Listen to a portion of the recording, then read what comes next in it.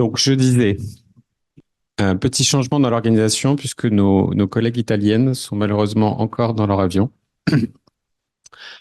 et donc vont très bientôt atterrir. Donc, on essaie d'organiser comme ça un peu au débeauté leur participation en visio depuis l'aéroport. Ce sera une première quand même.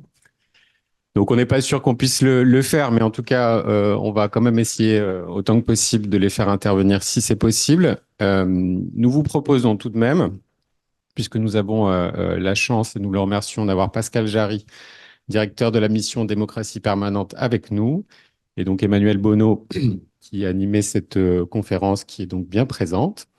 Et donc, on va démarrer sous un format un peu voilà, improvisé, mais qui va nous permettre de parler quand même de questions de participation, notamment à partir d'un projet de recherche qu'Emmanuel va vous présenter juste après.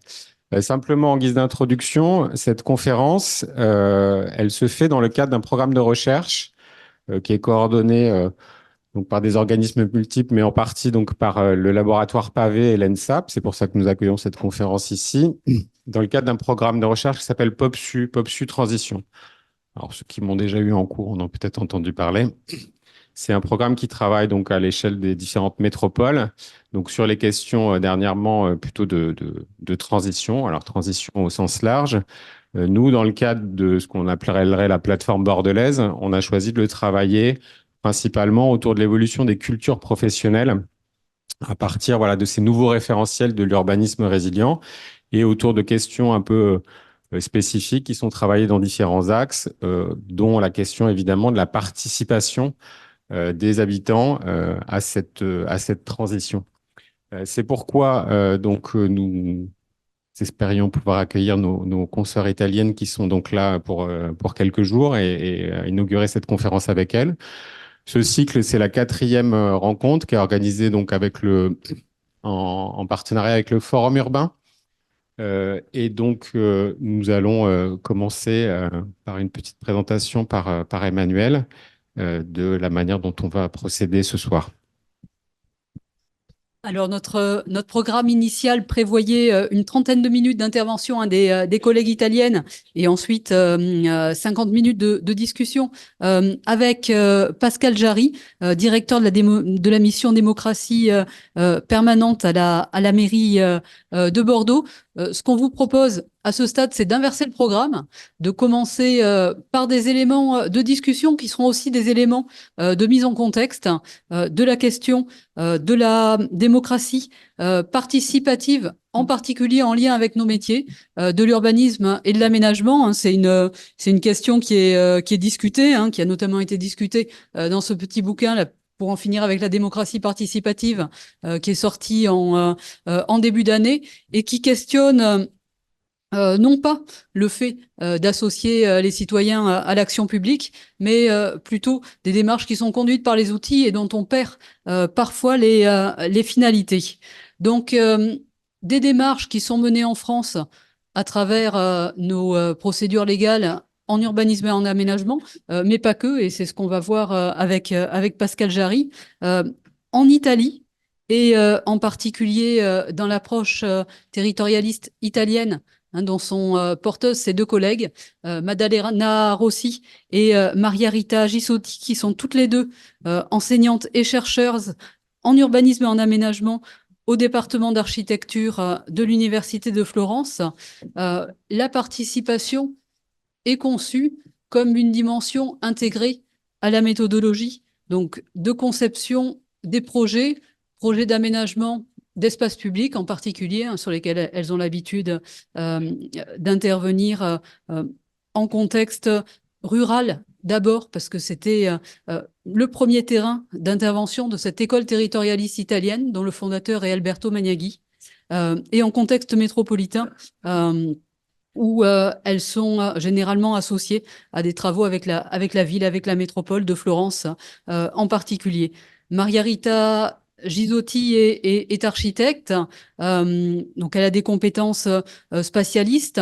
Maddalena Rossi est urbaniste, mais en Italie, l'urbanisme est associé à l'architecture et faire de l'urbanisme, c'est dessiner des plans.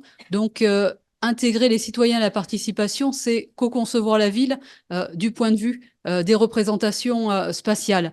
Donc c'est une approche qu'on a proposé d'associer à un programme de recherche qui s'appelle Recréons, qu'on est en train de finaliser, auquel plusieurs d'entre vous ont contribué de manière directe ou indirecte l'année dernière, puisqu'on a travaillé avec les étudiants de master ici à Créon, et qu'on a les collègues et Chloé Michel d'écologie urbaine et citoyenne qui nous a accompagnés sur la partie participation, en nous sollicitant d'ailleurs directement sur ce programme pour qu'on travaille avec l'Université de Florence.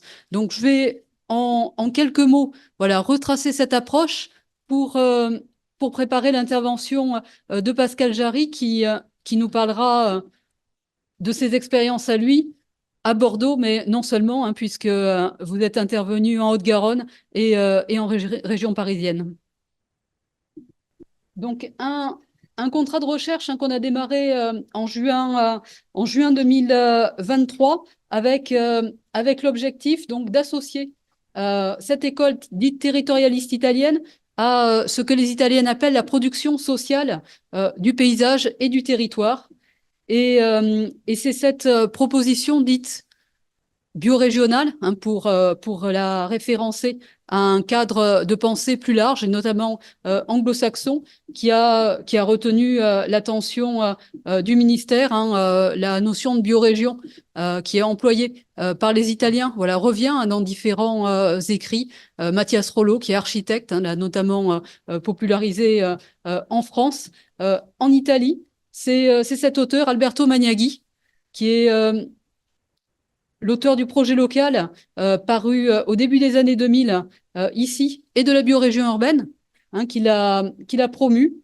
Et au début des années 2000, cette approche est apparue novatrice en France du fait de ce qu'elle proposait, non plus un projet piloté par le haut. Hein, la compétence en urbanisme est revenue aux communes en 1983. Jusque-là, on était sur un urbanisme d'État. Mais d'autant plus au début des années 2000, avec l'avènement d'un urbanisme de projet, une conception négociée de ce projet conçu comme un projet local, pensé avec ce que les Italiens nomment les communautés habitantes. Donc, les populations locales qui vont être accompagnées notamment par ces enseignants-chercheurs qui, en Italie, font aussi office de concepteurs dans l'autoreconnaissance du patrimoine territorial, notamment pour aboutir à des relations plus pacifiées entre conception urbaine et conception du territoire rural, avec la notion de pacte ville-campagne hein, qui est également au cœur de cette approche. Donc, pour resituer cette conception, elle part du principe que le territoire est un produit de coévolution entre des établissements humains et un socle avec des propriétés topographiques, hydrologiques, géologiques, que les hommes vont transformer et sur lesquels ils vont s'implanter dans une relation de coévolution, donc d'interprétation du milieu hein, pour développer leur propre habitat. Et la notion de patrimoine territorial fait référence à l'ensemble des éléments matériels et immatériels qui se constituent hein, comme un héritage de cette relation de longue durée. Voilà, c'est du point de vue hein, de nos métiers, une capacité à regarder dans l'histoire la manière dont le territoire s'est modelé, et notamment, là, on voit des travaux qui ont été réalisés en Gironde.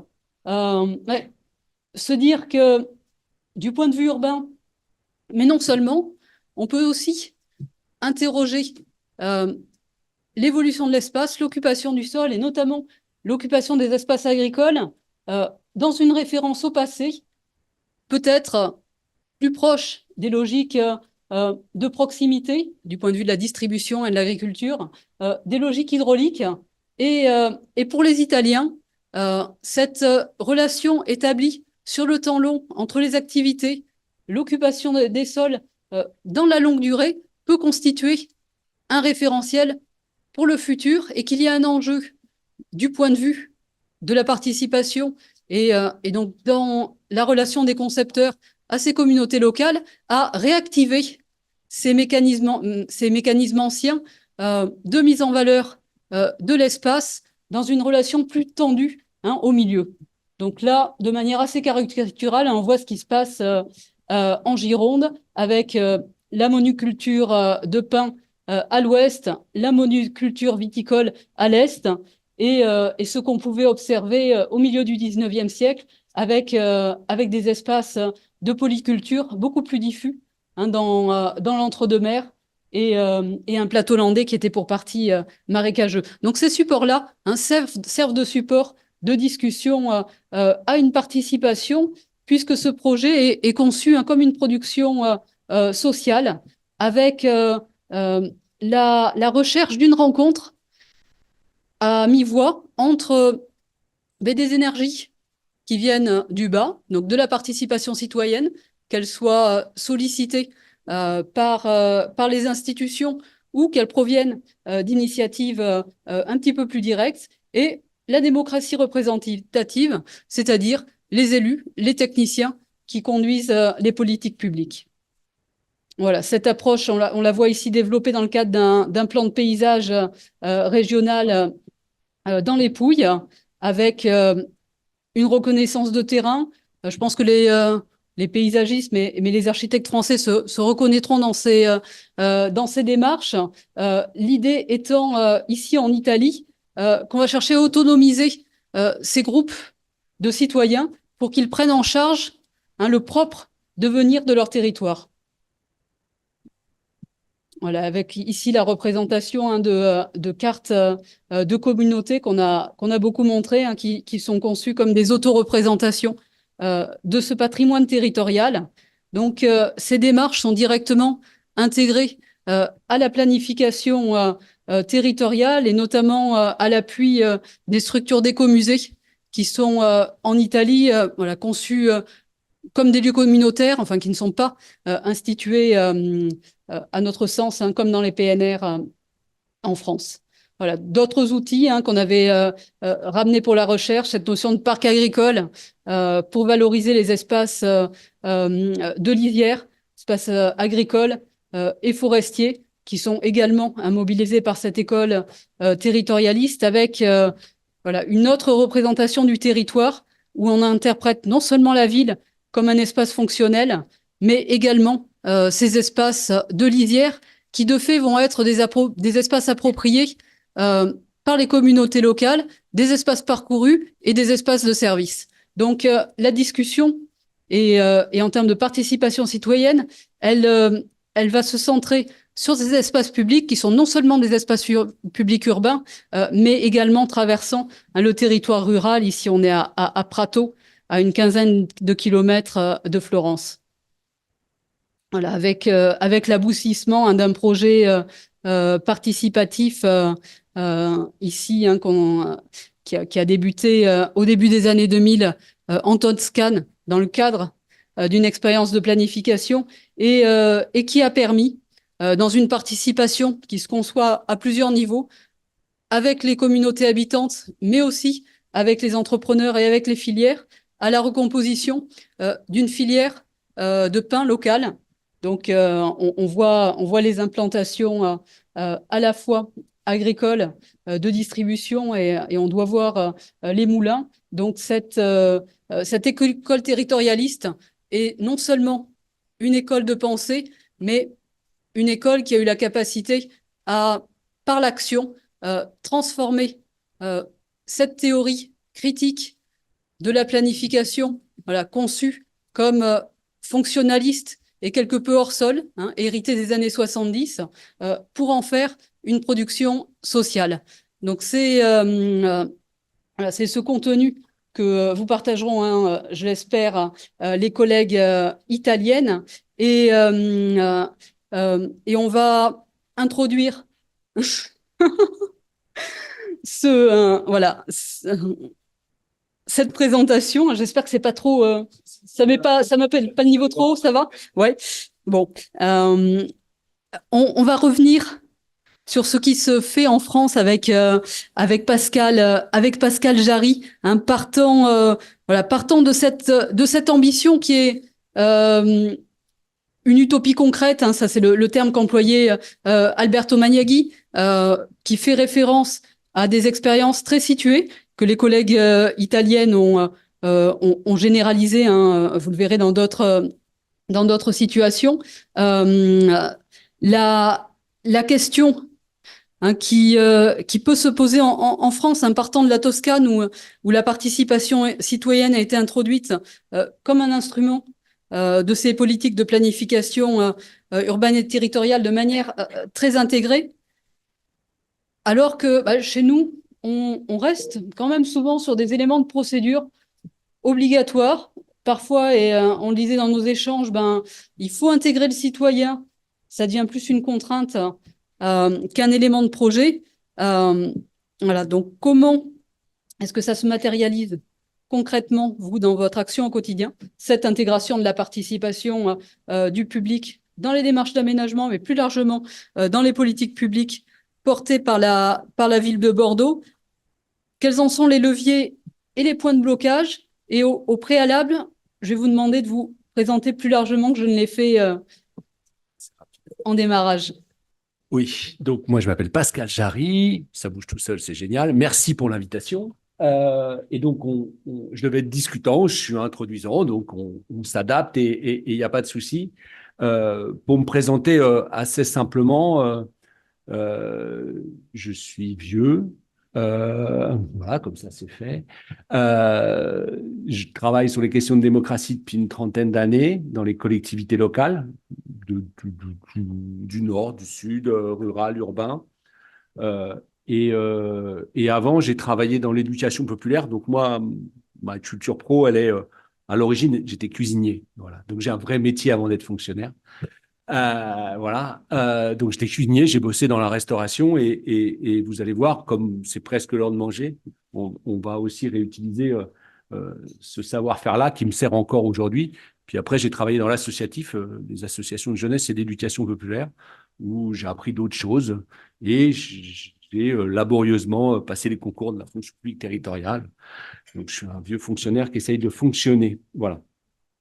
Et j'accompagne des collectivités dans l'administration, c'est un choix, pas du côté du politique, mais dans l'administration, avec mes pairs, au cœur de l'appareil administratif, dans tout ce qu'il a de plus de souple, agile, réactif, dynamique et passionnant, où j'ai bossé à Aubervilliers, à Saint-Denis, en Val-de-Marne, à la ville de Toulouse, au département de Haute-Garonne et à la ville de Bordeaux depuis 3 ans. Et j'anime une équipe avec 8 collègues qui sont au charbon au quotidien avec d'autres, hein, avec l'ensemble des directions et avec d'autres acteurs de l'écosystème qui peuvent être des consultants, qui sont des acteurs associatifs, qui sont des élus, qui sont des gens avec qui et pour qui on travaille. J'anime cette petite équipe-là qui est au service de ça. Et on a modélisé, on a accompagné les élus dans l'écriture de leur contrat démocratique, donc une nouvelle équipe municipale. Ils sont arrivés en 2020, ils sont là, et ils ont écrit le pourquoi on veut ça. Vous voyez, c'est des mots très... Mais j'aime bien repasser par ces mots-là. En gros, leur ambition, ils l'ont publié en février 22.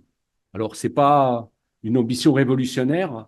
En tout cas, c'est leur mot dans ce moment-là, au niveau où il semblait que la population, l'administration et la majorité municipale pouvaient poser cette ambition démocratique. Et ça s'appelle le contrat démocratique. Pour ceux qui sont intéressés, il existe même en format dessiné. Vous retrouvez la délibération du 22 février 2022. Voilà.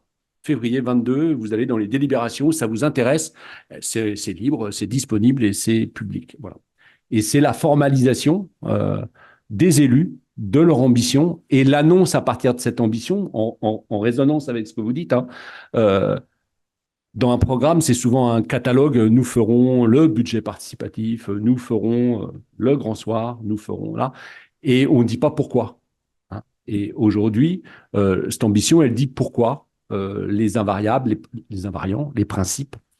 Et ensuite, elle décline une série d'actions, mais elle resitue dans le pourquoi.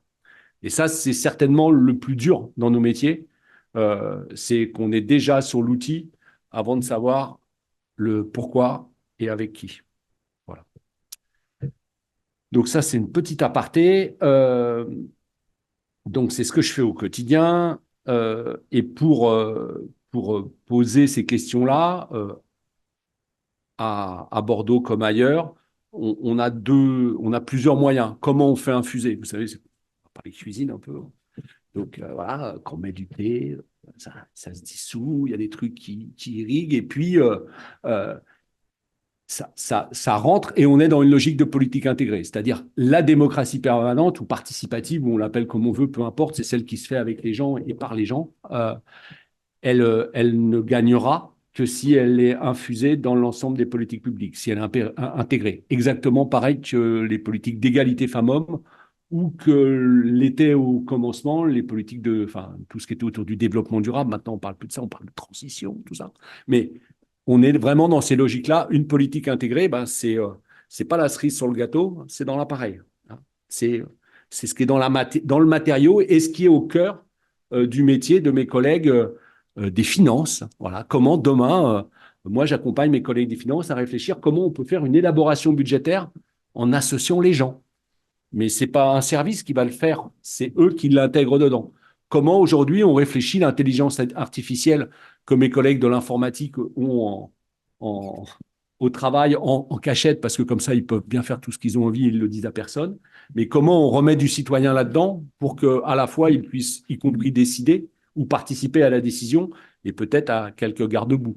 Comment, sur les projets urbains ou d'aménagement, de proximité comme de planification, alors, à la ville, on est plutôt sur les projets de proximité. Hein. C'est la particularité des villes. C'est qu'on pense qu'on fait la démocratie comme dans les années 95.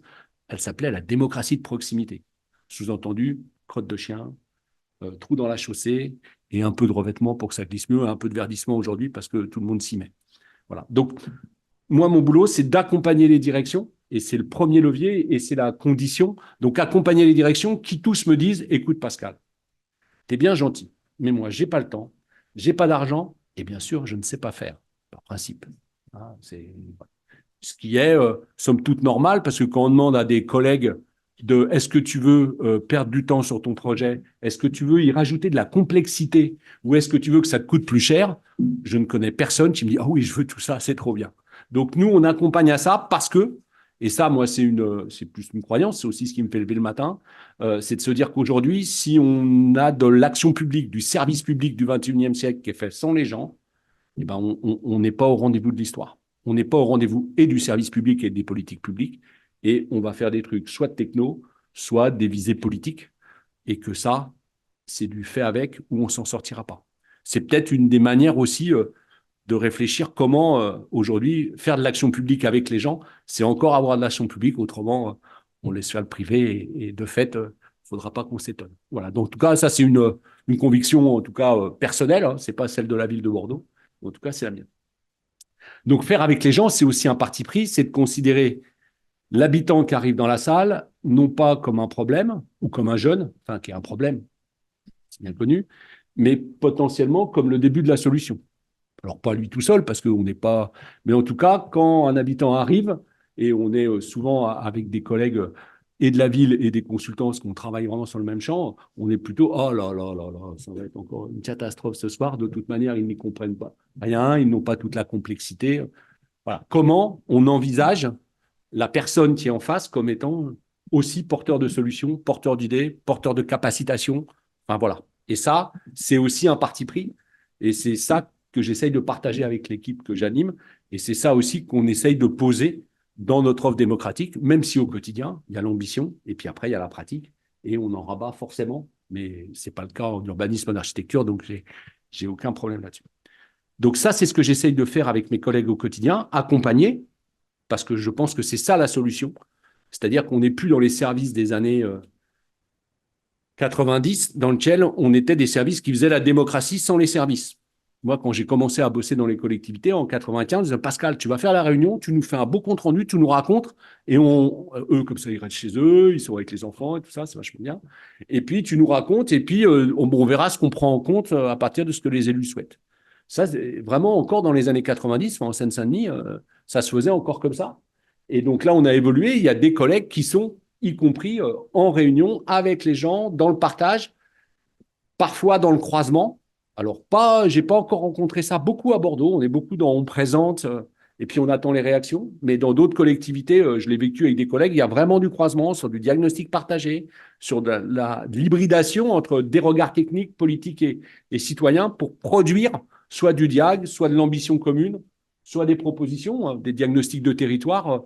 Enfin, ça matche bien ça, quand on arrive bien à croiser et que les collègues ont le mandat pour aussi s'autoriser cette parole un peu libre et pas je suis là pour parler de ce que je pense que la municipalité voudrait que je dise sans qu'on ait passé la commande, mais on se dit qu'on ne peut pas s'autoriser à dire plus que ce qu'on a à dire.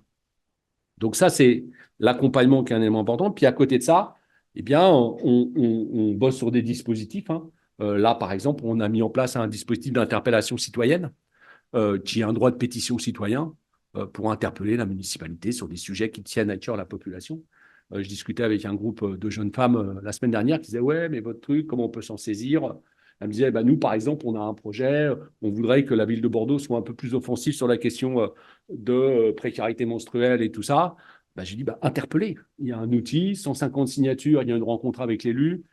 1500, il y a une médiation avec d'autres acteurs et des experts. Et à 4000, c'est à l'ordre du jour du conseil. » Alors, et aujourd'hui, les sollicitations qu'on a, parce qu'on est encore dans ces logiques ultra-proximité, c'est plutôt des choses, il faudrait mettre une place de recharge électrique à tel endroit. Donc, bien sûr, il y a ça n'embarque pas l'intérêt général. Ça, c'est c'est une action de production. On a le budget participatif, parce que bien sûr, il faut faire un budget participatif. Moi, je crois beaucoup à la participation au budget. Mais voilà. Donc, je bosse au quotidien sur le budget participatif parce que, globalement, c'est un très bon outil d'éducation financière. C'est un très bon outil citoyen de compréhension de la complexité. C'est un très bon outil pour faire émerger des choses qui ne sont pas exprimées sur des besoins d'investissement au niveau du quartier. C'est un très bon outil à condition de faire beaucoup, beaucoup de communication. Parce que c'est aussi un objet très communicationnel. Et là, je laisse les Bordelais, Bordelaises dire s'ils trouvent qu'il y en a assez ou pas. Ça, c'est un autre débat. J'ai un avis, vous imaginez bien. Mais aujourd'hui, c'est, entre guillemets, à l'échelle d'un budget, et je sais être critique, vous allez voir, mon devoir de réserve, il marche bien, en principe. En gros, si on schématise, on donne 1% ou 2% du budget d'investissement à la population. Hein, et les 98 autres sont décidés par un certain nombre d'élus, peut-être pas tous, parce qu'on dit que c'est complexe, le budget, un certain nombre de services, parce qu'ils abordent les choses, mais on ne le fait pas dans le cadre d'un débat d'orientation budgétaire démocratique. Donc là, je pense qu'il y a un vrai enjeu de société à se réapproprier les choses autour du budget, et le budget participatif peut contribuer à ça, à condition qu'on s'en serve comme une première marche. Et c'est un outil de fait, alors qui fonctionne. On est à Bordeaux, hein, on n'est pas à Porto Alegre, on ne fait pas l'ensemble des égouts, on ne priorise pas entre le choix entre les évacuations d'eau et l'électrification. Hein, on est sur des choses une fontaine, vous voyez, on est sur des objets qui n'ont pas le même emparement d'urgence, et puis on n'a pas ça n'a pas été relayé de la même manière, mais c'est un truc intéressant. Il faut le prendre pour ce qu'il est. Je dis pas que c'est... Voilà, donc on a ces objets-là aussi au travail. On a organisé un grand dialogue citoyen sur l'urgence climatique. On vient d'en tirer... là, on est en train de travailler aux préconisations de la Convention citoyenne. Vous pouvez retrouver tout ça en ligne sur bordeauxmachin.fr. Participation. On est en train de travailler les précos. C'est quelque chose qu'on n'avait pas suffisamment travaillé. Et puis, c'est surtout quelque chose, on avait posé l'outil du grand dialogue et on ne l'avait pas assez travaillé avec la direction en charge de la thématique. Donc là, typiquement, on est en train de travailler pour l'avenir et on se dit, s'il y a un futur grand dialogue, ce n'est pas la mission démocratie permanente qui le portera, ça sera la direction de la thématique qui sera pilote du projet et nous, on accompagnera. Vous voyez comment c'est aussi des manières de travailler avec un peu d'agilité, même si ce n'est pas de caractéristiques, mais en tout cas, c'est des choses qui sont au travail. Tout ça, nous, on n'est pas territorialisé, et je trouve que le rapport au territoire est quelque chose d'important, et au quartier. Par contre, notre réflexe systématique, et on a le même que les collègues consultants là-dessus, c'est de se dire, une fois qu'on a posé, c'est quoi l'objet, c'est quoi le sujet, j'aime bien parler d'utilité, moi. En quoi ça nous est utile, nous, techniciens, parce qu'on va commencer par nous, il faut être un peu égoïste, nous, techniciens, en quoi ça nous est utile de mettre en dialogue un projet avec les personnes concernées. Parce qu'une fois qu'on a un peu clarifié ça, eh ben, nos facteurs de motivation, si ça ne nous est pas utile, eh ben, de fait, on a tous d'autres choses à faire de nos soirées vachement plus intéressantes que d'aller organiser, comme là sur les photos, une balade urbaine, un atelier participatif. Voilà. Et je trouve que la question de l'utilité, elle est intéressante. Ça peut être une utilité que politique, et là, c'est parfois plus compliqué pour nous. Et là, c'est un mi-chemin entre instrumentalisation ou uniquement propagande politique. Mais c'est intéressant, hein. Dans les objectifs de la démocratie participative, il y en a trois, hein. Un, permettre la rencontre avec le citoyen. Deux, améliorer le service public au public. Et trois, le lien social. C'est pas moi, c'est Saint-Omer Baquet qui dit ça. C'est dans les années 2000, hein, donc c'est très vieux. Mais en tout cas, ça pose ces trois objectifs. Donc, c'est pas très grave, mais n'empêche que nous, techniquement, et notamment dans vos métiers, mais aussi dans les métiers du social, de l'administration, comment on se met en route à partir de l'utilité. Donc là, moi, c'est un truc auquel je tiens dans l'accompagnement qu'on a des directions. Donc ça, je voulais vous dire ça, parce que c'était la question de qu'est-ce que je faisais, donc l'utilité. On revient sur la question de la méthode. Voilà, je vais y aller par là. En gros, c'est ni plus ni moins. Enfin, vous êtes des archis, des urbanistes, vous devez livrer des trucs à des moments donnés. C'est bien ça, je ne me trompe pas. Je n'ai pas d'animateur socioculturel dans la salle. Non, d'accord. Non, parce que des fois, je me plante. Et voilà. Mais vous devez livrer des choses à des moments donnés. Et puis, vous avez une série d'ingrédients, de méthodes, de techniques qui vous permettent d'avancer dans votre schéma d'aménagement, dans votre projet d'équipement ou de structure. Eh bien, en démocratie participative, c'est pareil. C'est-à-dire qu'on a des étapes qui sont le constat, l'ambition, la proposition. C'est un peu du basique, hein, et non pas le constat, la proposition, ce qui est le réflexe de nos fiches actions. Hein. Vous savez, on a un problème, paf, on a la solution. Sauf qu'on oublie de se poser la question, mais c'est pourquoi qu'on fait ça. Donc, une fois qu'on a posé ça, globalement, sur vos projets, vous êtes là-dedans. Et en gros, c'est ni plus ni moins de mettre en place une méthodologie participative adaptée. Et c'est ça souvent dans vos métiers qu'il faut rencontrer, adapté à votre rétro-planning pour ne pas le retarder, parce qu'autrement, vous allez être dedans et ça ne sert à rien. Donc, de le prévoir au bon moment. Et on est souvent confronté, quand on le fait à la fin et que les gens viennent questionner le constat, par exemple, eh ben, on est embêté. Parce que là, on a, quand le constat n'est pas partagé et qu'on a continué d'avancer sur une ambition au mieux, en tout cas sur des propositions, eh ben là, on a des blocages. Pas à Bordeaux, pas d'émeutes urbaines, on se calme. Pas trop ça ici quand même. Par exemple, moi, j'ai bossé pas mal sur le Mirail aujourd'hui. Aujourd'hui, ce qui a été réfléchi sur Mirail à Toulouse, ce qui a été réfléchi sans les habitants, dans la construction, dans le constat du GPV à l'époque, et ben là, aujourd'hui, on a eu quelques luttes urbaines sur l'occupation, la destruction de bâtiments, et il y a encore des gens qui ne veulent pas lâcher l'affaire parce que c'est quelque chose de compliqué au niveau du projet. Tac, tac, tac. Donc, la question de méthode de projet, la question d'utilité et la question de la culture métier. Vous évoquez ça dans le... Et moi, quand je bosse avec mes collègues, quelle que soit la direction, je leur pose souvent la question, mais c'est qui les... Je vais vous reprendre un exemple très concret. Voilà.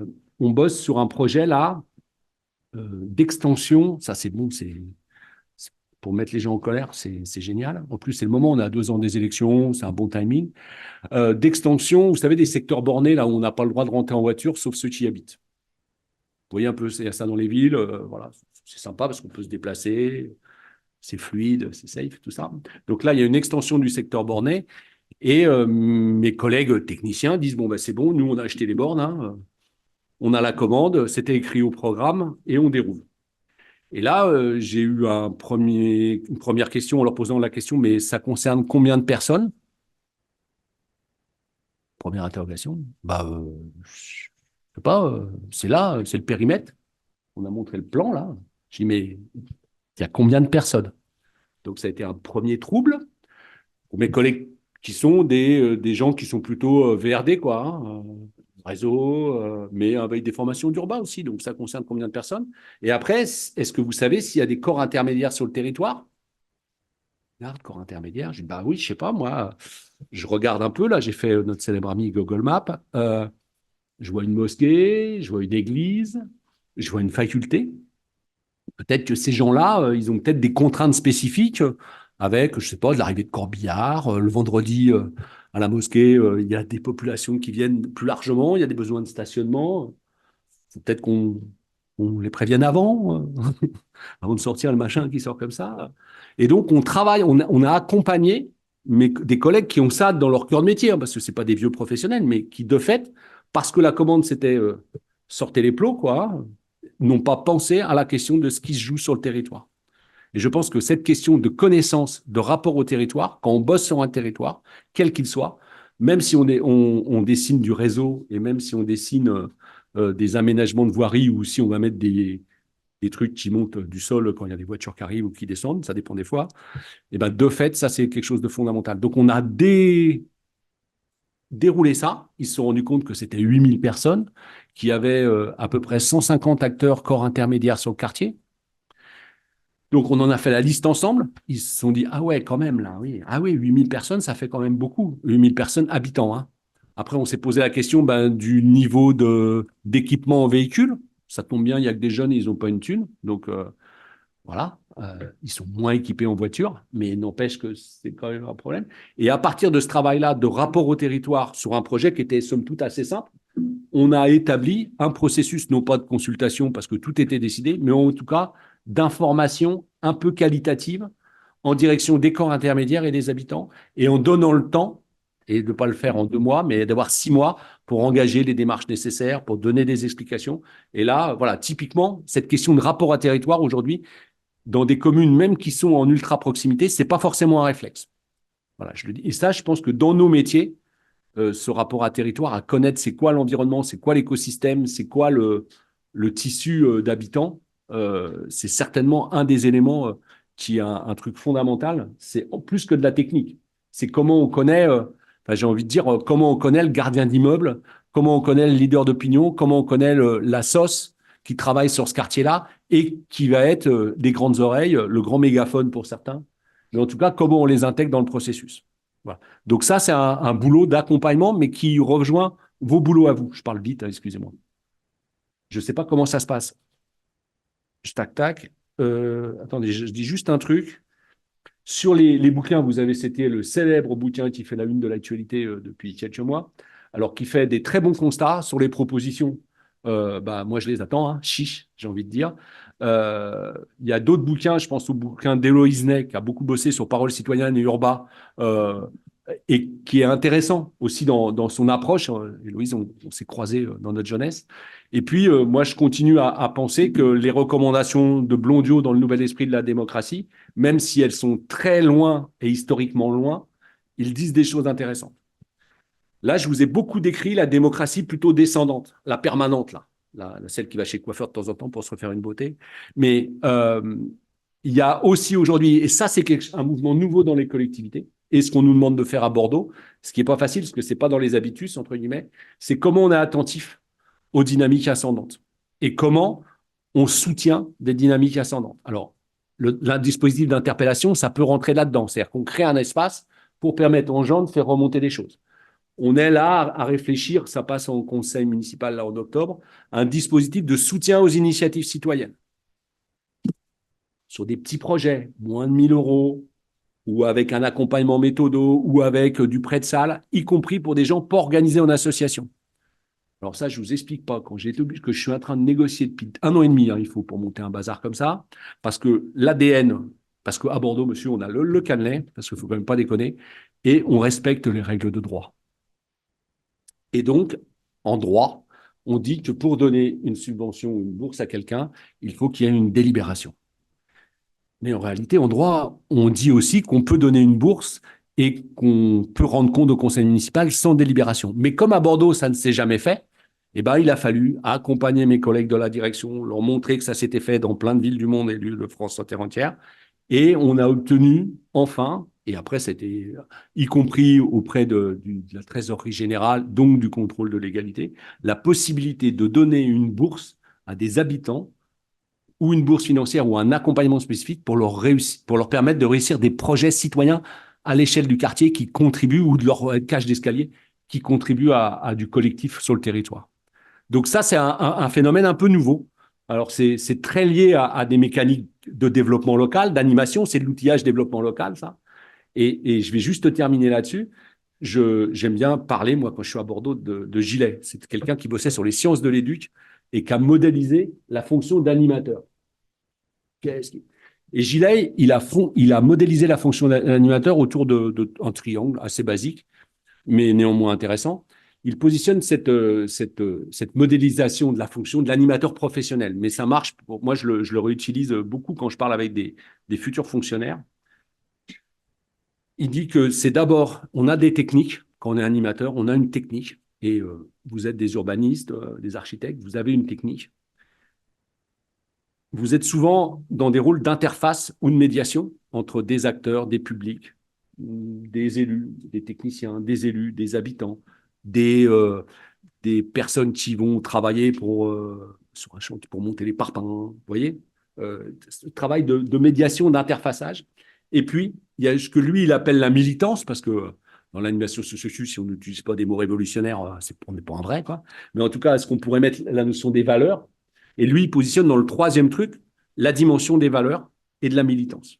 Et il dit, bah voilà, la modélisation de la fonction d'animation, elle s'articule autour de ces trois points-là. Il a écrit des bouquins là-dessus, mais je trouve que c'est intéressant parce que quand on replace que c'est mon boulot du quotidien, je trouve que mon boulot du quotidien, qui bosse sur la démocratie permanente, bah, c'est l'articulation de ces trois fonctions-là entre de la technique, avec de la méthodologie de projet, avec connaître les règles de droit pour essayer de les contourner, avec connaître la culture métier du travailleur social qui va me parler, tu comprends, la personne accompagnée, elle souffre beaucoup, moi je peux pas travailler avec elle en face à face, ça décentrerait ma relation, donc je ne peux pas l'inviter à contribuer à du travail collectif parce que moi je suis dans une relation d'aide et là je lui demanderais que ça soit elle qui nous aide.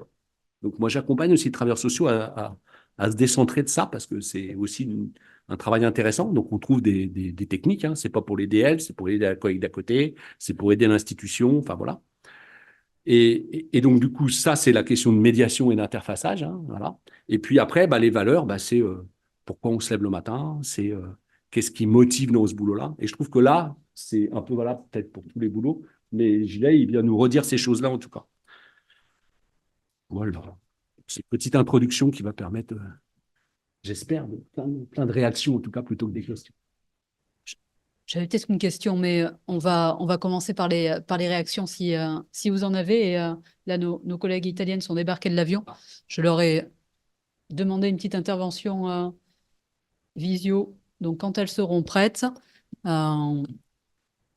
Donc ça arrive, ça nous laisse voilà, le temps de discuter avec Pascal Jarry. Est-ce que sur cette intervention qui précise quand même plutôt votre contexte d'action aujourd'hui à Bordeaux, vous avez des réactions, que ce soit lié à des interventions. Ouais. Vous parliez de la participation citoyenne ou récolter des voix au précédent conseil. Ouais. Est-ce que ça fonctionne vraiment? C'est mis en place depuis 6 mois. Voilà, donc je suis très prudent. Je pense que l'atteinte des 4000 est quelque chose de très compliqué parce qu'il y a une double exigence, à la fois une exigence soit d'habiter, soit de résider. Mais je pense que si on trouve un vrai sujet à enjeu, c'est pour ça que je parlais là, vraiment, je bossais avec des jeunes femmes qui m'interpellaient en disant mais qu'est-ce que vous faites la ville? Je vous dis que s'il y a un sujet à enjeu, je pense que ça peut mobiliser fort. C'est-à-dire que et après, bah, c'est juste de signer une pétition en ligne et dire qu'on habite Bordeaux, quoi, sur une plateforme parce que on veut sécuriser pour éviter qu'on se retrouve. Vous savez ce que c'est les pétitions en ligne, hein, vous en signez certainement autant que moi. C'est facile le clip. Voilà. Ah bah faut être au courant. C'est la mais la porteuse de pétition, là, on accompagne des gens parce qu'on accompagne les porteurs en leur donnant, en les mettant en connexion avec des écosystèmes quand ils ne les connaissent pas, des fois ils les connaissent. Mais par exemple, là, il y a quelqu'un qui est qui a une interpellation sur les horaires des piscines qui ne vont pas. Bien, on lui a fourni l'ensemble des associations utilisant les piscines à la ville de Bordeaux. Vous voyez, on peut être aussi facilitateur, accompagnateur. On ne va pas faire signer la pétition, mais on crée les conditions d'ouvrir des possibles. On lui a dit, peut-être que dans votre école, ou d'aller devant la piscine. Vous voyez, donc là, il y a le support papier, il y a un QR code qu'on fournit qui peut aussi scanner pour que les gens puissent aller dessus. Donc voilà. Il y a des villes qui ont expérimenté ça à Grenoble, ils ont des seuils un peu plus bas. C'est 50, 300 et 1000. Mais ce n'est pas tellement l'aboutissement qui est important. C'est la permettre, au moins sur la première étape, que des gens posent des choses et qu'on aille de la dimension collective. Parce qu'aujourd'hui, le problème de la démocratie, c'est j'ai un problème, l'élu doit trouver la solution. Ça s'appelle du clientélisme. Enfin, je veux dire, vous, je ne sais pas comment vous utilisez votre relation aux élus, hein, mais on peut reprocher plein de choses aux politiques. Hein. Mais regardons comment individuellement les citoyens les sollicitent. Moi, j'avais ces discussions-là avec un élu toulousain en lui disant, écoute, je voterai pour toi lorsque tu mettras dans ton programme, moi, je ne recevrai plus de personnes pour des problèmes individuels. Pour ça, il y a des travailleurs sociaux, il y a des démarches, mais sur des projets d'intérêt collectif. C'est pas tout à fait pareil. Voilà. Donc, ça vient en tout cas mettre de la dimension collective, parce qu'il faut être au moins 3 pour déposer la pétition, vous voyez. Donc, déjà, on essaie d'enclencher ça. Et pareil, sur les initiatives, on essaie de proposer, voilà. Ça fait 6 mois, on s'est mis en place, les initiatives, on les a posées là. Donc, voilà.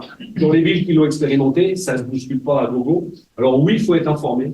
Oui, l'information, c'est pas top. Et il y a toujours des choses plus importantes. Et ce n'est pas moi, avec le petit bras, qui ai la main pour taper sur les réseaux sociaux, pour mettre des campagnes d'affichage 4 par 3. C'est pour ça que je vous en parle, parce que je sais que les étudiants sont très efficaces. En pétition, si vous avez des choses à demander de Bordeaux, il faut s'en saisir. Pourquoi, du coup, mettre à 4000, si vous-même vous dites que c'est compliqué, du coup, est-ce que vous empêchez pas que ça fonctionne? Alors, moi, j'empêche personne, déjà par principe. Hein. Non, je rigole. J'ai oublié de mettre le micro, excusez-moi. Juste, pourquoi à 4000? C'est tout bête. C'est dans le programme pour lesquels les Bordelais et Bordelaises ont élu le maire de Bordeaux. Il était marqué. C'est pas moi. En plus, j'étais pas électeur à Bordeaux, donc je suis assez tranquille. Il était marqué qu'il y aurait un droit de pétition à 4000. Donc on a mis du temps à le mettre en place, hein, parce que au début c'était juste fallait 4000. Et là 4000, il n'y aurait jamais eu de connexion avec la mairie. Donc on a mis ces étapes supplémentaires. On a une évaluation à 1 an. Peut-être que les seuils, on proposera de les baisser à 150. Après, peut-être qu'il faudra baisser le seuil à 1000. Mais ça nécessite une décision du conseil municipal, machin, tout ça. Et voilà. Mais c'est aussi ça la démocratie participative. C'est le droit à l'expérimentation. Je le dis parce que on dit souvent c'est inscrit dans le marbre. Ça. On teste, on met en place, on regarde ce qui marche pas, on réajuste. En tout cas, nous, on a cette commande-là. Et là, nos élus sont très, en tout cas ceux qui bossent sur la question de démocratie, sont très exigeantes là-dessus, sur ces questions d'adaptabilité.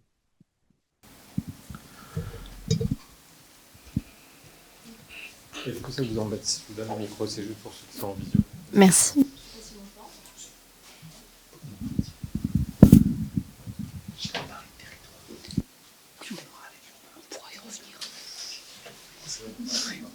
Ça, c'est la question suivante.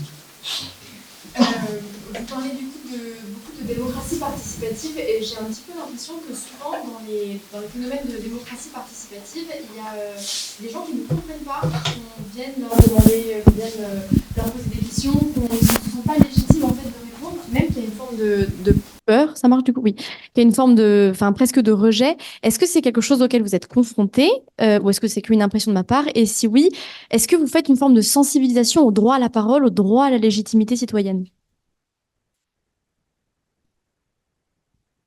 C'est marrant, samedi matin, je donne je vais répondre à votre question, mais samedi matin, j'étais On était à l'accueil des nouveaux arrivants. La ville de Bordeaux organise là, ils l'avaient pas fait depuis 3 ans, mais là cette année ils l'ont fait, un accueil des nouveaux arrivants et nouvelles arrivantes. Et moi je tenais un stand parce que comme je sais pas quoi faire le samedi matin, c'est trop sympa. Et dans ce stand, je présentais l'offre municipale de démocratie. Puis je leur disais, écoutez, là j'ai beaucoup parlé, je voudrais vous entendre. Et je questionnais les gens à partir d'une grille qui a été réalisée par Talpin et Mazot, qui sont deux chercheurs. Un qui bosse plus sur les libertés associatives et l'autre qui sur la professionnalité de la démocratie, une à La Rochelle et l'autre à Lille. Et ils ont fait une sorte de grille pour travailler sur pourquoi les gens y participent. Hein, donc on les a alors on a les habitués, hein, pourquoi les habitués participent. Et on les questionnait les gens, on dit, vous, qu'est-ce qui vous donnerait envie de participer?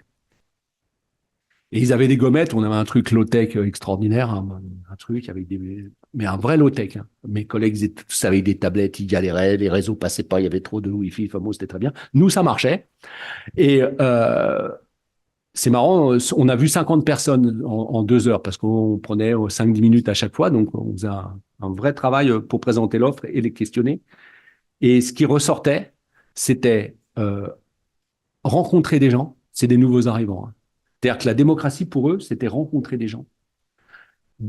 En deuxième au score, c'était super intéressant, c'était comprendre, être informé, accès à l'information. En 3, c'était de l'intérêt perso et en 4, de l'intérêt, enfin, des sujets qui me tiennent à cœur personnellement et que je veux défendre.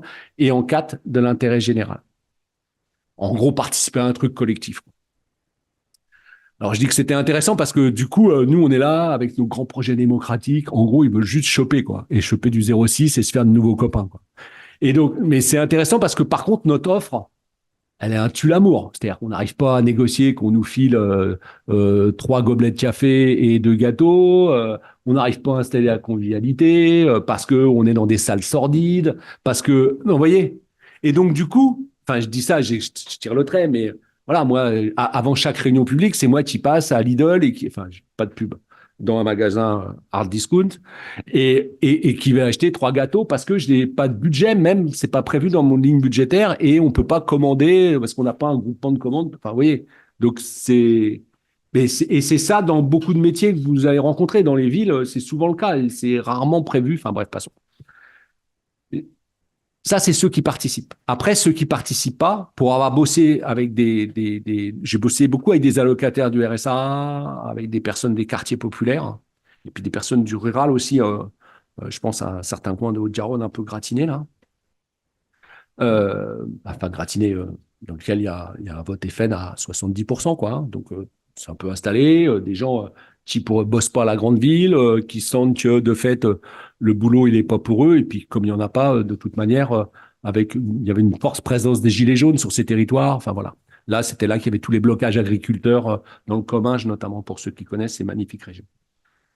Ceux-là, bah ouais, de fait, ils disent, j'ai pas les codes, j'ai pas la place. Enfin, moi, je me retrouve pas dans vos trucs. Donc, ça veut dire qu'il faut travailler le entre-pairs et pas vouloir absolument rassembler tout le monde, qu'il faut trouver des formats adaptés. Et on est encore très loin du facile à lire et à comprendre, hein, dans nos verbiages de technocrates, je le dis, et même si on est en vigilance, mais c'est une vraie difficulté. Il faut qu'on arrive à travailler sur Moi, j'ai travaillé la politique dans l'insertion de Haute-Garonne, où j'ai travaillé dans les quartiers populaires sur les questions de mixité scolaire. Je peux vous dire, les mamans du Mirail, elles maîtrisaient pas super le français. Hein. Par contre, elles savaient ce qu'elles avaient envie pour leurs gamins, quoi. Voilà. Et donc, il faut prendre le temps, à des heures adaptées, dans des endroits safe, dans des endroits où ils et elles peuvent parler, y compris en non-mixité, et accepter. Il y a des collectivités qui le refusent, d'autres qui autorisent ça. Hein, c'est aussi les grands principes républicains, égalité, tout ça. Mais la non-mixité, notamment avec les mamans du Mirail, c'était quelque chose d'important. C'est être devant l'école pour, ça c'est Aubervilliers, pour savoir ce que pensent qui peut mieux que les mamans maliennes du quartier, expliquer comment ils vivent l'espace public de la cité de la Maladrerie, pour ceux qui connaissent, Gailloustet, Renaudie, magnifique cité à Aubervilliers, et elles le vivent l'espace public. Et donc pour les rencontrer, ben, il faut passer 4 fois de suite la même semaine, le premier jour avec le café, le deuxième avec un autre truc, et rentrer en relation et aller les questionner sur par où vous aimez bien passer dans le quartier, vous passez à Coursives là, non, j'y passe pas, et travailler une carte sensible et reverser au au commun dans la réunion publique traditionnelle ce qu'ils expriment. Donc voilà, sur la question de l'empêchement, oui, ça s'exprime. Et puis, moi, je crois beaucoup au multi-offre, c'est-à-dire qu'on peut avoir le truc en ligne pour ceux que ça fait kiffer, la réunion publique, mais aussi on peut inventer d'autres choses, des choses plus ludiques. On n'est pas encore dans la fête, hein. Mais il y en a qui réfléchissent là à organiser des choses autour du ultra festif. Voilà. Après, c'est pas facile de travailler. Il y a aussi besoin de travailler aussi dans la durée. Et c'est pour ça que les mini-publics, genre panel citoyen, convention citoyenne, sont un truc assez puissant. Et puis, il y a des gens qui répondent positivement parce qu'ils reçoivent un courrier un jour dans une boîte aux lettres et qui leur dit, écoutez, vous avez tiré au sort et on a besoin de vous. Voilà. Et que déjà, il y a des gens qui acceptent et puis qui rentrent dans un espace un peu bienveillant et qui contribuent à une convention citoyenne et ils n'auraient jamais imaginé ça de leur vie. Et le fait de vivre une expérience comme celle-ci, mais aussi des expériences démocratiques moins dans la durée, leur permet de découvrir des choses, de prendre la parole. Enfin, c'est tout le travail que permet, je vais employer 2 gros mots, éducation et populaire. L'éducation populaire, parce que moi, je pense que la démocratie participative contribue à faire du citoyen politique, à lui permettre de prendre des clés, de mieux comprendre les choses, d'avoir accès direct aux décideurs. C'est aussi un outil de compréhension de la complexité de la société dans laquelle ils sont. Tu vois, il suffit pas de demander que quand on veut un city-stade, moi, les jeunes des quartiers veulent tous des city-stades. Quand on leur dit que ça fait 300 scooters, ah ouais, 300 scooters, ça fait bonbon quand même, hein. Voilà, et ça peut se discuter. Mais il faut trouver, on travaille en équivalent scooter ou en équivalent Twingo pour leurs parents, ils voient à peu près ce que c'est. Et c'est vrai qu'on annonce 500 000 euros, pour certains, c'est pas envisageable. Donc, c'est à nous aussi de faire le chemin et de s'adapter dans l'endroit là où ils sont. Et là, on a un vrai effort à faire. Enfin, et voilà, le travail de Papin Mazo, il y a une sorte de cible avec les 4 niveaux là, qui est assez structurante. Et je pourrais vous la rebalancer, elle est publique, je crois.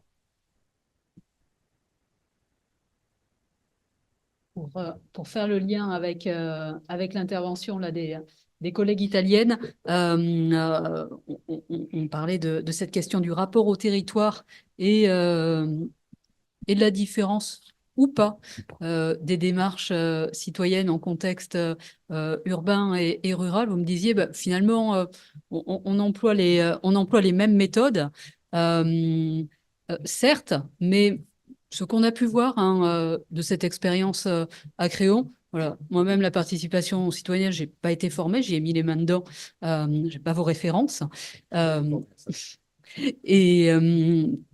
Et on se dit quand même que dans une commune de 5 000 habitants ou dans une commune de 200 000 habitants, avoir un conseil citoyen de 20 habitants, ce n'est pas tout à fait la même chose dans l'expression démocratique.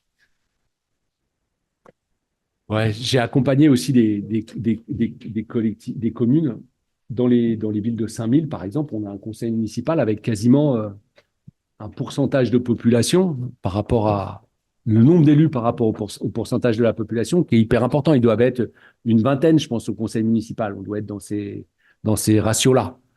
Ce qui, pour 5000 habitants, ça veut dire que moi, je bossais avec des maires de communes de 300, 400, 500 000 habitants, hein, au Haut-de-Garonne. Et on se posait la question, mais comment on va faire pour mobiliser? Et je leur disais souvent, parce qu'ils n'ont pas forcément de service, eux, pour faire la démocratie.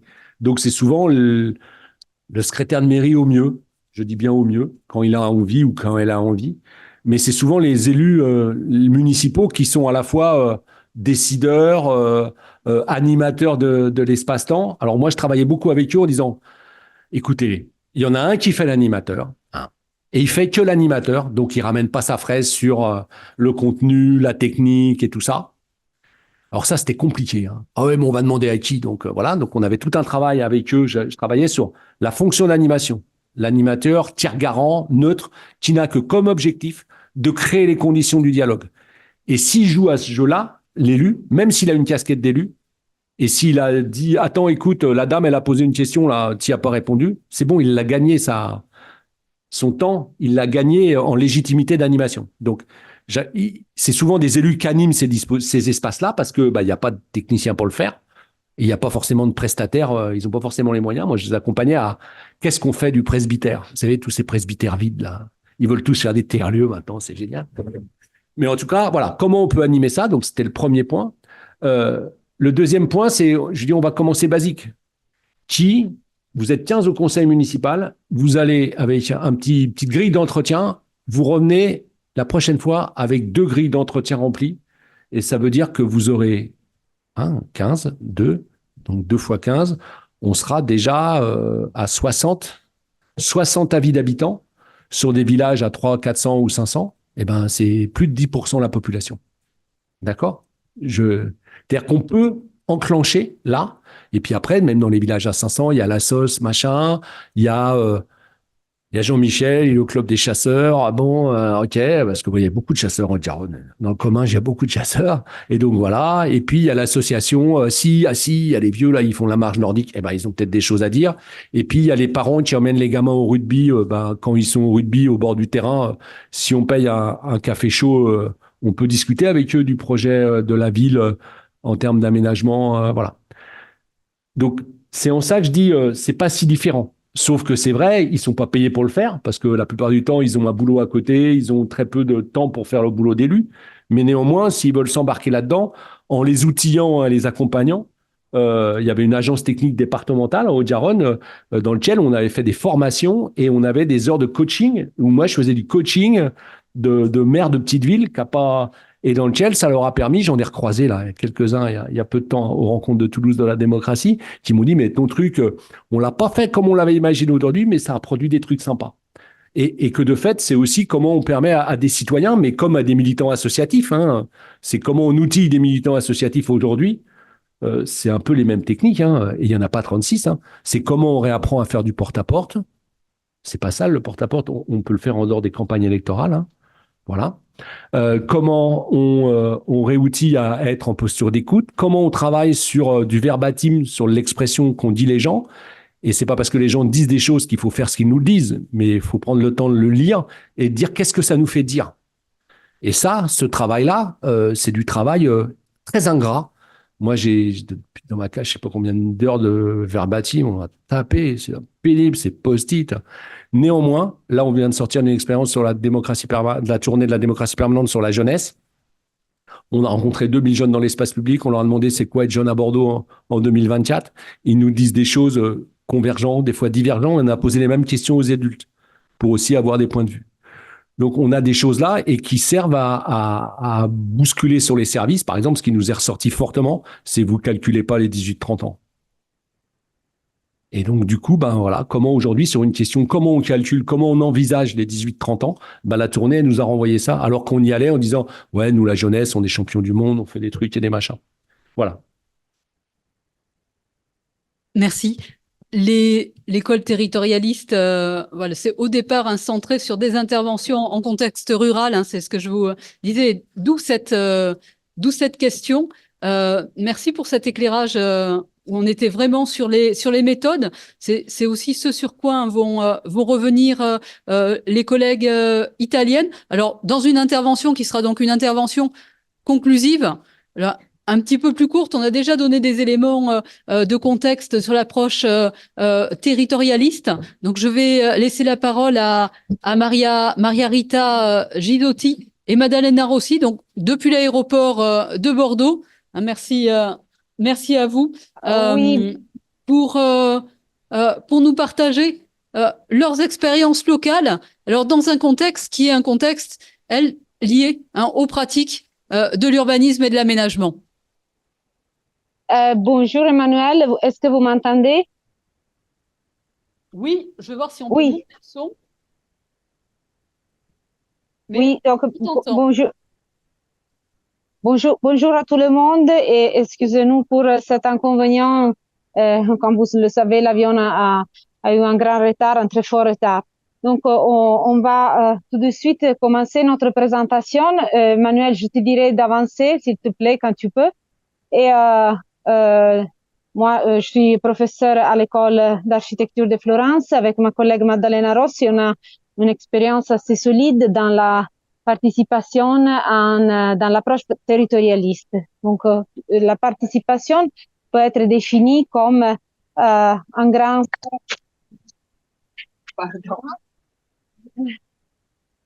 Pardon, excusez-moi. Donc, la participation peut être définie comme un grand parapluie avec les paroles de Giancarlo Paba, qui a été parmi les pères, on va dire, de l'école territorialiste, surtout dans le domaine de la participation. Et sous ce grand parapluie, on peut insérer une multitude de pratiques, on va dire, relations entre la société et les institutions. Avant, s'il vous plaît.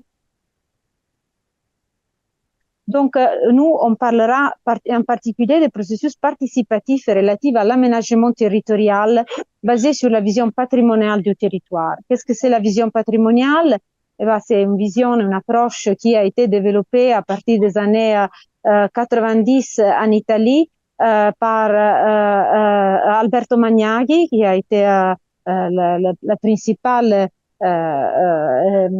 théoricien de cette école avec ses livres dont vous voyez ici le premier, le projet local, jusqu'à le dernier, le principe territoire, et vous voyez aussi d'autres volumes qui ont été dédiés, disons, à l'école territorialiste et à l'école de la biorégion urbaine, qui est, on va dire, une déclination particulière de l'approche territorialiste et patrimoniale. Tu peux avancer, s'il te plaît? Et on va très rapidement énoncer, disons, les piliers de cette approche. Tout d'abord, le territoire comme un produit de coévolution.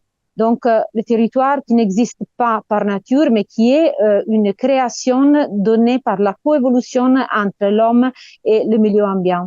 Donc, vous voyez que cette coévolution va enrichir même la nature avec des transformations qui le rendent un patrimoine. Dans l'image que vous voyez sur la droite, on peut saisir par exemple l'idée de la coévolution au niveau de l'implantation du territoire, donc l'implantation humaine dans le territoire. Donc l'aspect patrimonial ici est représenté par le polycentrisme, qui donne une bonne relation entre les espaces bâtis et les espaces ouverts. Avance, s'il te plaît. Et donc, on arrive au patrimoine territorial, qui est justement un peu le résultat de cette coévolution entre l'homme et la nature, qui s'est développée dans la longue durée et qui a qui a produit effectivement des éléments physiques, par exemple les implantations humaines, par exemple les cultivations, les bois, etc., les villes, les architectures, mais qui a produit aussi des principes, des bonnes règles d'installation, des règles qu'on peut appeler aussi des invariants du territoire ou de la ville, et qu'on peut voir soit à l'échelle territoriale, comme dans l'image que vous voyez plus à gauche, soit d'un typique noyau historique qui a, disons, choisi les supports plus stables pour s'implanter, soit au niveau et à l'échelle urbaine. Dans l'image à droite, vous voyez par exemple la typique relation entre les espaces bâtis d'un centre historique méditerranéen et les espaces ouverts. Avance, s'il te plaît. Donc, le patrimoine territorial peut être conçu comme, avec les paroles de Roberto Giuseppe De Matteis, comme un code génétique, donc comme une sorte de DNA qui contient un ensemble d'éléments qui règlent l'évolution et la coévolution. En même temps, avance s'il te plaît, il ne peut pas être conçu comme quelque chose de donné ou de rigide, mais comme un projet implicite qu'on doit réinterpréter.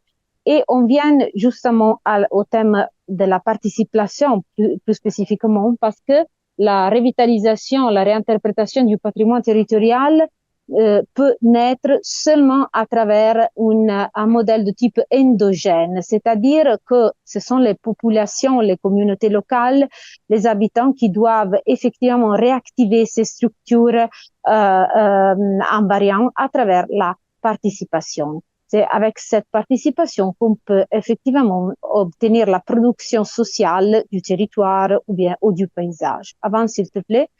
Juste quelques rappels des racines historiques auxquelles cette idée de la participation dans l'école territorialiste se lie. Et tout d'abord, on doit citer sans doute Patrick Guedes, qui n'était pas un aménageur du territoire, qui n'était pas un urbaniste ou un architecte, mais qui était un scientiste naturel, qui étudiait l'évolutionnisme et qui a appliqué au début du siècle XXe, entre la fin du XIXe siècle et le début du XXe siècle, ces études d'évolution aussi au champ des villes et du territoire.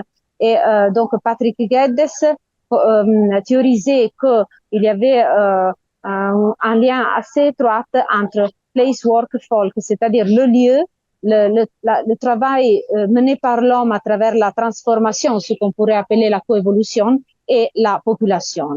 D'autres très importantes références peuvent être retrouvées dans le travail, par exemple en Italie, de Adriano Olivetti ou de Giancarlo De Carlo, ou de Colin Ward, ou encore de Danilo Dolci, toujours en Italie.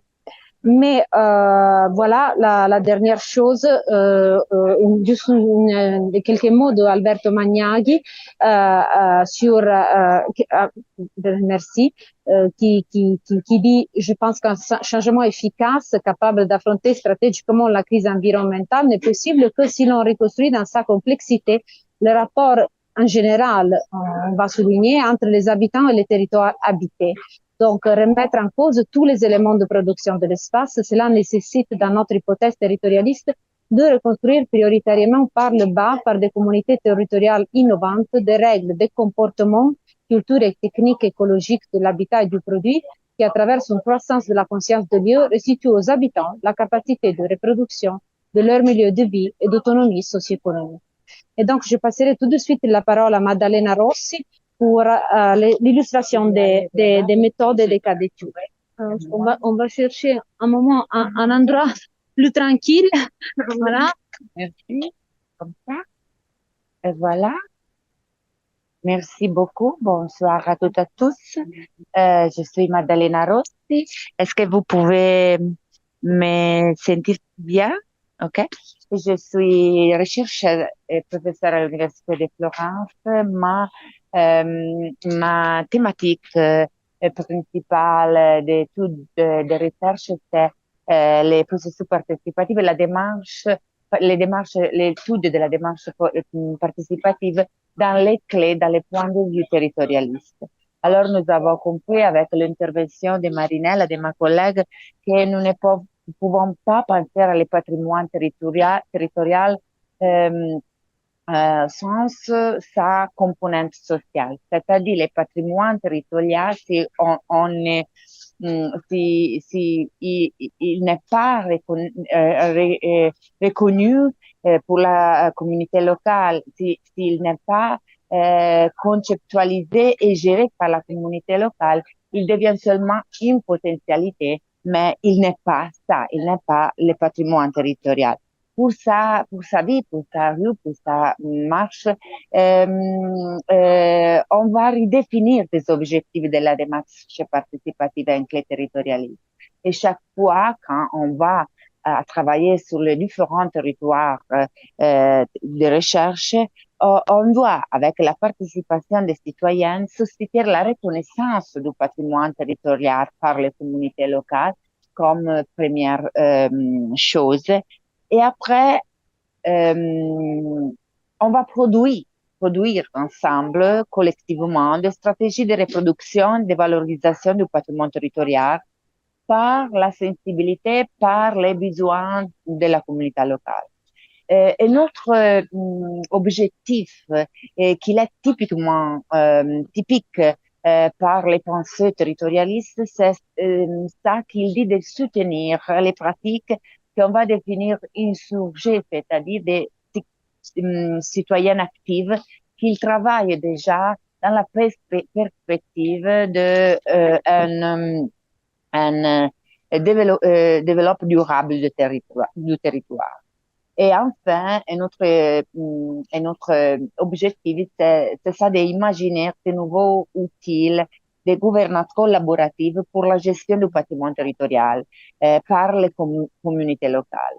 Alors, dans ce moment, j'avais introduit très très vite quelques pillars de la démarche participative en clé territorialiste. Et après, je vais montrer des pratiques on avait conduit, on va dans ce moment dérouler sur le territoire. Et je l'analyse à travers les objectifs qu'ils ont qu'ils l'ont perségué ou qu'ils perséguent dans les premières manières principaux. Ok, mais une chose très importante, les premières pillars de la démarche participative en clé territorialiste, c'est ça de produire les changements. C'est-à-dire qu'on va nous colloquer dans l'échelle de la participation citoyenne d'Arnstein dans l'autre, c'est-à-dire on veut produire des citizen control, c'est que dans les pensées territorialistes, on va appeler des formes d'autogouverne local des communautés, c'est-à-dire que toutes les démarches participatives qu'on va mettre sur le terrain, qu'on va mettre en pratique, doit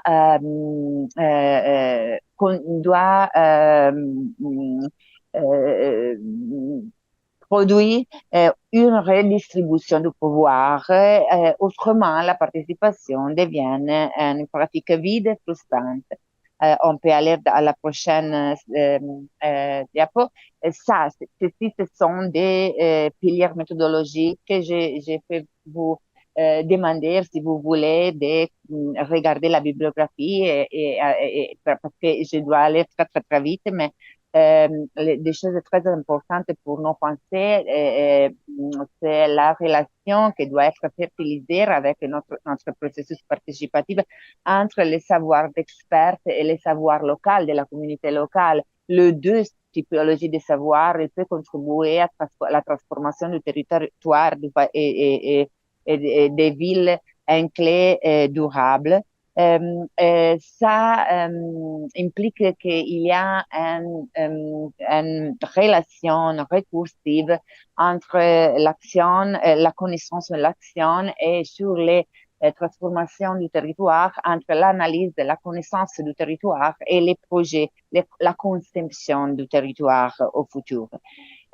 Pour faire tout ça, un autre pilier méthodologique, c'est savoir écouter activement les hommes et les femmes du territoire. Tous les points de vue des territoires doivent être engagés dans les processus participatifs.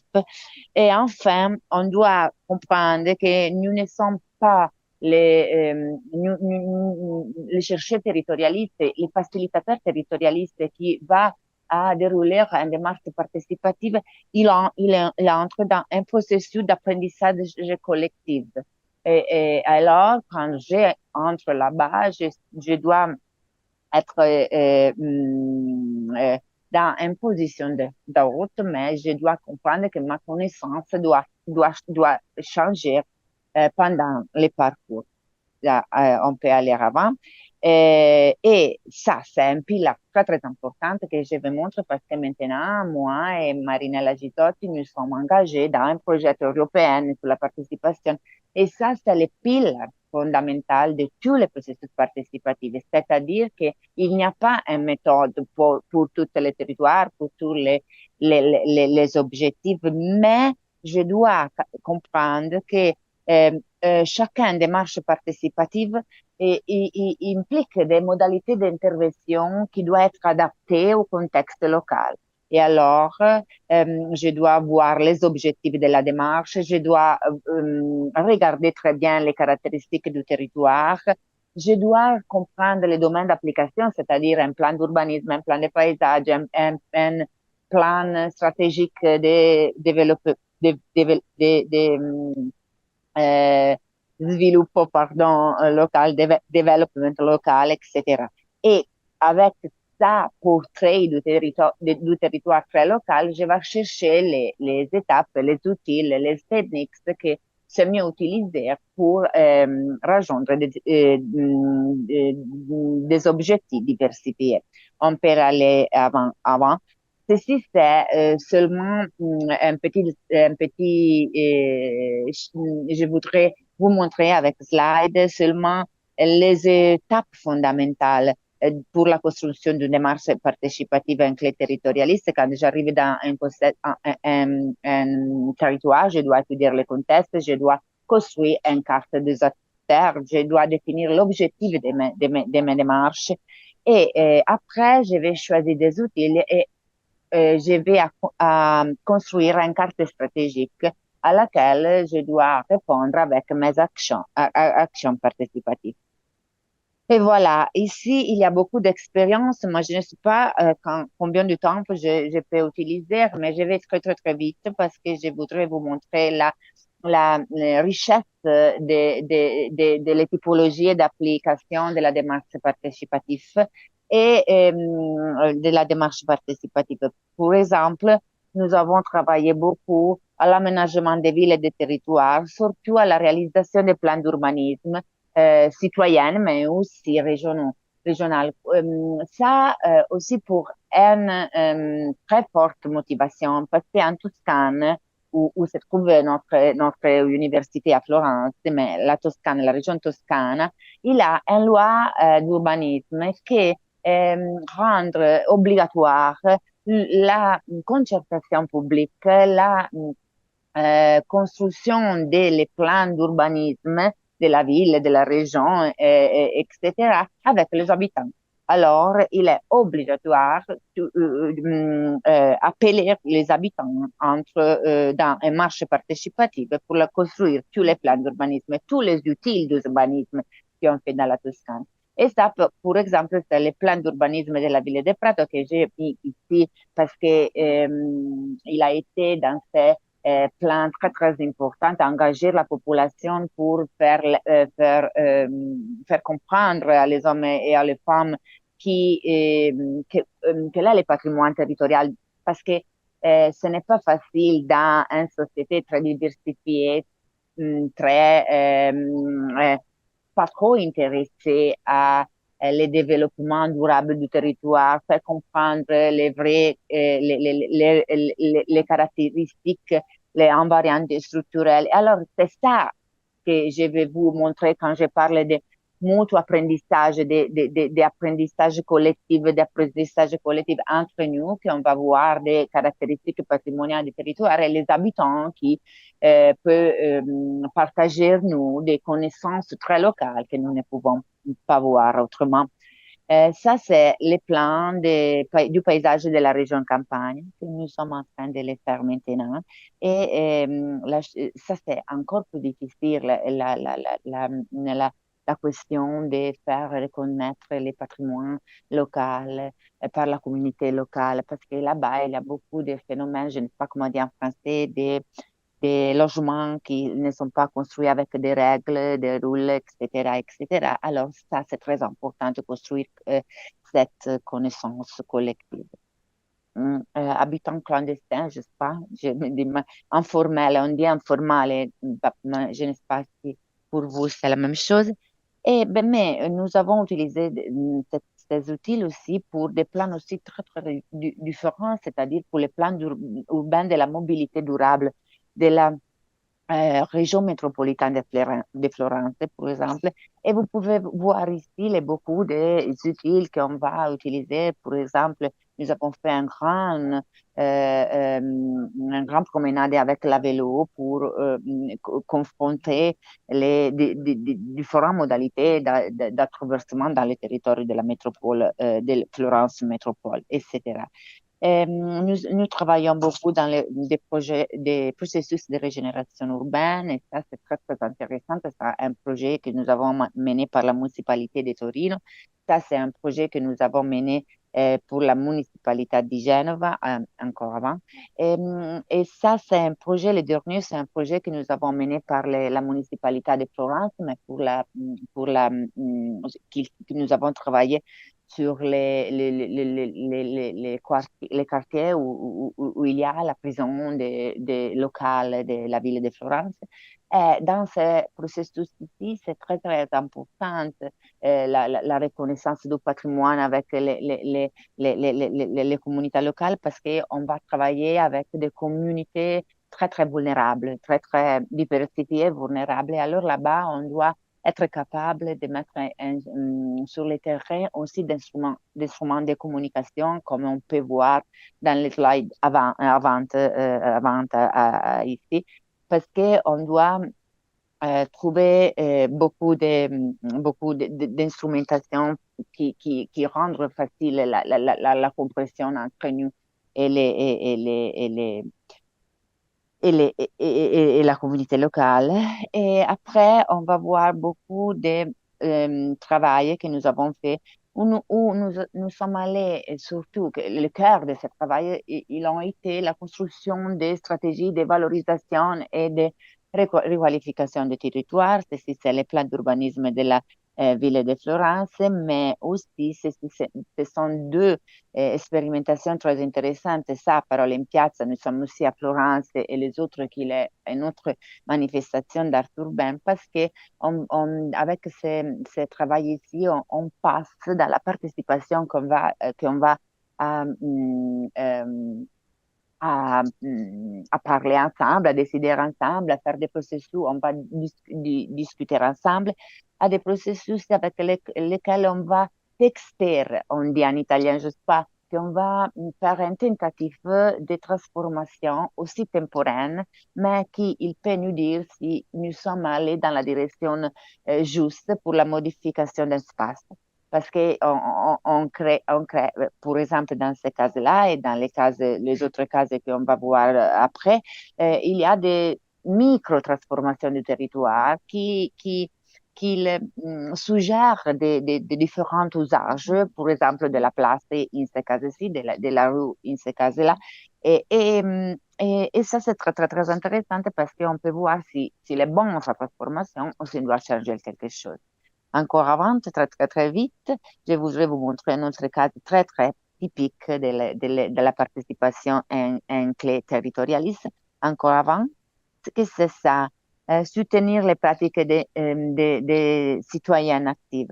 Alors, beaucoup de fois, dans les pensées territorialistes, on va on va nous relationner à des communautés du projet, on dit, par exemple, dans la littérature, qui il montre une attitude et une volonté à modifier leur contexte de vie en clé soutenable. Okay? Alors, beaucoup de ces communautés, par exemple, ça c'est un petit comité, je ne sais pas comment on dit en français, comité, association, par exemple, local, qui a nous appelé pour faire un processus de construction et de reconstruction de la connaissance locale.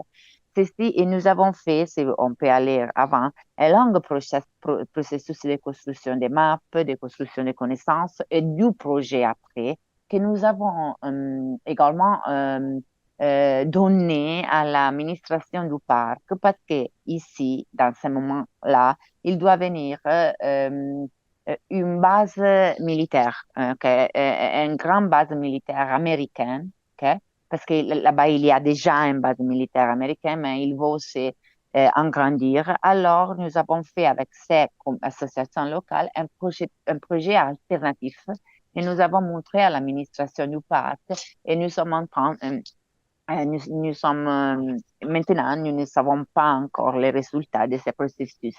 Et les autres processus encore, c'est un processus, la communauté des intermèdes, que nous sommes en train de soutenir maintenant. Ça, c'est une communauté très, très innovante à Pisa, encore avant. Okay.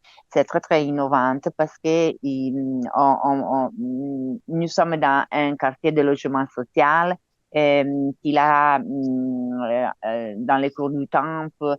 Il a eu une histoire très, très, très particulière de démolition et reconstruction. C'est très, très complexe et il n'y a pas de temps pour parler de tout ça. Mais maintenant, cette communauté de les quartiers, c'est et s'est auto-engagé dans un processus de auto-reconstruction du patrimoine public, du patrimoine collectif, et on va la soutenir in ce processus très, très complexe. Alors, dans ces cas-là, dans les cas des communautés, du projet des communautés actives, notre travail principal, c'est de construire des relations avec l'administration, de comprendre comment ces groupes peuvent entrer en relation avec l'urbanisme, avec l'administration, l'administration publique, les élus, etc., pour valoriser ensemble l'opération qu'ils sont en train de faire. La dernière chose que je vais montrer, mais il y a seulement 2 minutes, parce que ça, c'est très important pour nous, parce que grande part du travail des chercheurs territorialistes, ils cherchent de trouver des outils de gouvernance innovative pour rendre réelles les transformations du territoire. Chez nous, très, très importante, il a été la construction d'un district rural, je ne sais pas comment on dit en français district rural, mais chez nous, les districts ruraux, si on va avant, on peut mieux les comprendre, parce que ceci, Fiesole, c'est une ville à côté de Florence, c'est une ville très, très importante pour sa agriculture. Et alors, nous avons construit avec les urbanistes qui l'ont été engagés pour les plaines, un parc agricole, c'est-à-dire un parc qui doit valoriser la production agricole. Mais le distretto biologico chez nous, c'est un nouvel instrument utile de gouvernance qui rend qui fait vivre les parcs agricoles parce qu'il est une association de producteurs locaux, d'élus, etc., qui pensent à faire marcher dans la réalité les parcs agricoles. Chez nous, les parcs agricoles, et avec ça, j'ai terminé, ce n'est pas une structure de normatif très, très, très forte, mais c'est une modalité de valorisation du territoire avec la réseau des acteurs qui sont impliqués dans les nouveaux outils de gouvernance, que c'est le district biologique. J'ai terminé, pardon si je suis été un peu longe, mais je passe la parole à ma collègue. Ok, io però non sento niente. On te laisse conclure, Marinella? Marinella, tu conclus? Oui, non? On a conclu effectivement. D'accord. Merci. Merci beaucoup pour cet exposé express. On a eu en introduction Pascal Jarry, qui devait être notre intervenant discutant et venir conclure avec les démarches en pratique en France. Ce qu'on a vu dans votre intervention, c'est le regard qui n'était pas un regard à l'intérieur de la collectivité, comme nous a livré Pascal Jarry, mais finalement un regard d'accompagnement avec une liberté qui est aussi celle d'enseignants-chercheurs qui sont à l'université et qui travaillent avec les communautés locales dans un cadre institutionnel, mais pas que. C'est ce qu'on comprend avec ces 2 derniers points, c'est-à-dire avec ce travail, avec ce que vous appelez les énergies locales, les insurgés du territoire, où vous êtes directement saisis par des collectifs citoyens pour porter des revendications vers les collectivités, et l'invention aussi que vous faites de nouveaux outils qui vont pouvoir venir irriguer les politiques publiques. Maddalena a parlé assez rapidement de la loi régionale sur la participation citoyenne. C'est celle de 95, il me semble, ou peut-être... Oui, tout à fait. Voilà, celle de 1995 qui a donné un outil de participation aux urbanistes et qui en fait transformé la participation d'une démarche procédurale légale telle qu'on pouvait l'avoir en France à un instrument de projet en dotant les collectivités, en l'occurrence les communes, de financement pour pouvoir l'accompagner dans le cadre de leur démarche d'urbanisme et d'aménagement, démarches auxquelles ont participé donc les collègues de l'école territorialiste italienne. Donc merci à vous pour cette intervention. Donc c'est forcément frustrant de ne pas voir les collègues sur place. Si néanmoins vous avez quelques questions, on peut leur partager. Marinella, tu m'entendez? entends? Oui, alors je m'appelle Jean-Michel Roux et je suis enseignant à l'Institut ici. Moi, j'aurais une question. Si j'ai bien compris, vous intervenez dans le cadre de contrats portés par l'université et vous accompagnez les collectivités sur le terrain sur le long terme. Comment est reçu ou quelle influence a ce type de travail sur le secteur privé des bureaux d'architectes, paysagistes et urbanistes et qui travaillent aussi sur ce type de territoire? Est-ce qu'ils vous voient comme des inspirations, comme des concurrents, comme des modèles, Quel est ce rapport qui s'opère entre le monde de l'université et puis le monde de la profession des architectes, paysagistes et urbanistes? Oui, oui, merci. Oui, si j'ai bien compris, alors ça, il n'est pas un grand problème, mais dans ce moment-là, par exemple, alors, on avait travaillé beaucoup avec les administrations, etc. Il y a beaucoup d'années que on va faire comme ça, non? Parce que les rapports avec les professionnels, c'est assez partagé, c'est-à-dire on va là-bas, on va faire des recherches et après les plans d'urbanisme a été mené par une étude privée, par exemple. Alors l'administration, il fait de bilancement entre public et entre privé, études privées et université. Mais par exemple, juste la semaine passée, je suis allée chez un élu parce qu'il m'avait parlé pour faire des processus de participatif et il m'a dit on ne peut pas faire ça avec l'université parce que ma administration, il a dit que c'est un problème maintenant de concurrence avec le privé, les études privées. Alors, on ne peut plus faire ça. On doit trouver différentes modalités de collaboration avec l'université. Il a pensé, par exemple, un living lab sur le territoire ou à une maison de l'urbanisme, comme il y a beaucoup de fois dans les villes italiennes. Alors ça, c'est un peu un problème. Mais quand on va travailler sur le territoire, nous cherchons toujours de travailler avec les paysagistes, les architectes, parce que on va partager avec eux le processus, la démarche participative et on va l'inviter à notre réunion, à notre travail, etc. Et je dois dire que c'est bon parce qu'il ne trouve pas ça trop compétitif, mais il reste toujours à travailler avec nous. Aussi, pourquoi après, par exemple, l'administration peut donner la possibilité de faire les plans, de faire les conceptions, etc., etc.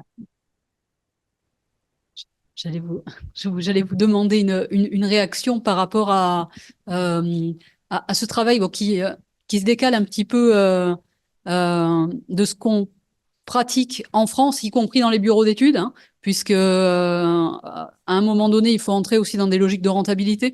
Donc, on ne peut pas accompagner gratuitement les communautés habitantes. Comment est-ce que vous envisagez, depuis votre institution, ce type de pratique? Alors, en tout cas, ça résonnait notamment avec ce qui se passe alors pas à Bordeaux, mais ailleurs en France, avec le collectif Appui. Je ne sais pas si vous connaissez ces gens-là, qui sont des archis, des urbanistes qui cherchent des financements pour se mettre à disposition de nos insurgés locaux. Voilà. Et notamment sur des projets de démol, de rénovation urbaine et tout ça. Et en tout cas, ce que vous évoquiez, enfin voilà, je tirais ce fil-là et je tirais l'autre fil, c'était le fil du community organizing avec tout le travail de l'Institut Alinsky et tous ces gens-là. Vous voyez, je parle pas de Bordeaux, je parle aussi de gens qui se mobilisent et qui essayent aujourd'hui, avec des financements de fondations.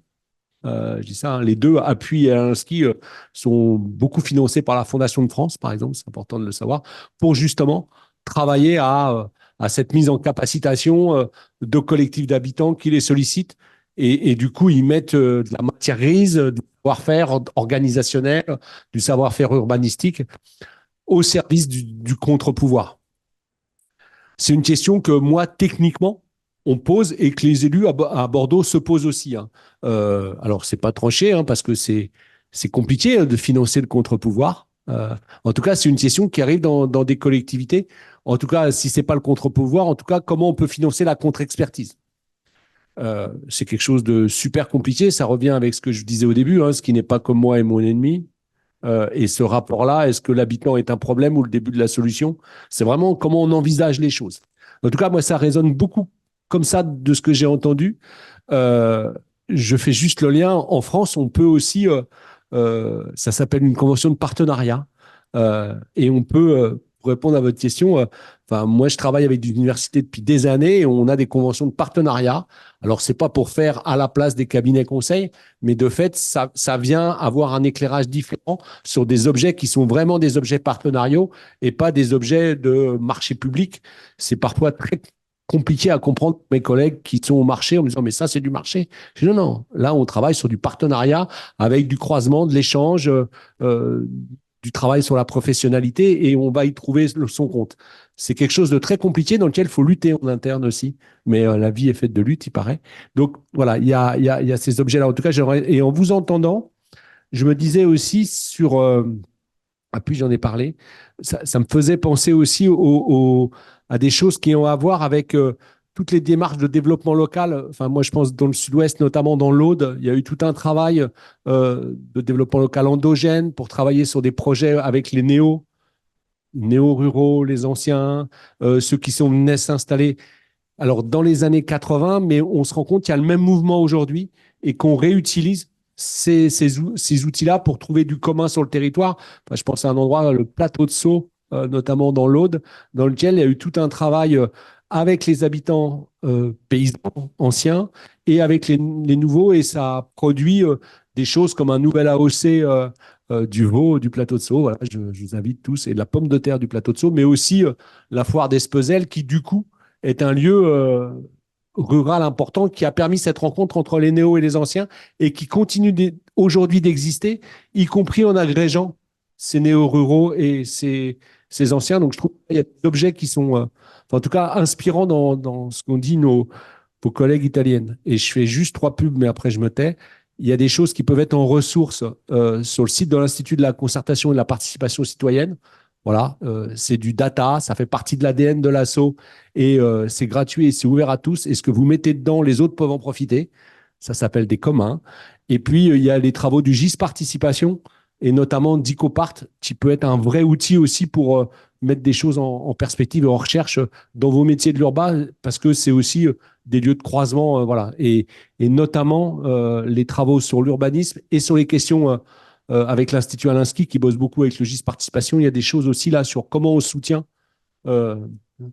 des dynamiques ascendantes et notamment aussi les travaux de Périphéria en Belgique qui sont intéressants sur ces questions-là.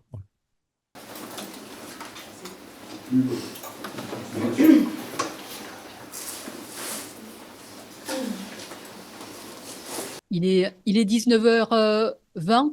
Je vous propose de nous en tenir là. Merci à vous tous pour votre participation donc, à cette conférence, certes chahutée, mais avec un certain contenu néanmoins. Pour les étudiants de l'Institut, vous retrouverez ces sujets avec les collègues hein, qui interviendront sur l'unité d'enseignement, participation citoyenne au second semestre. C'était une mise en bouche. Et je ne doute pas, Adrien, à l'école, qu'il y a du contenu également sur ces sujets-là. Donc, merci à tous pour cette conférence partagée. Merci, Monsieur Jarry, et au Forum urbain pour l'avoir permise.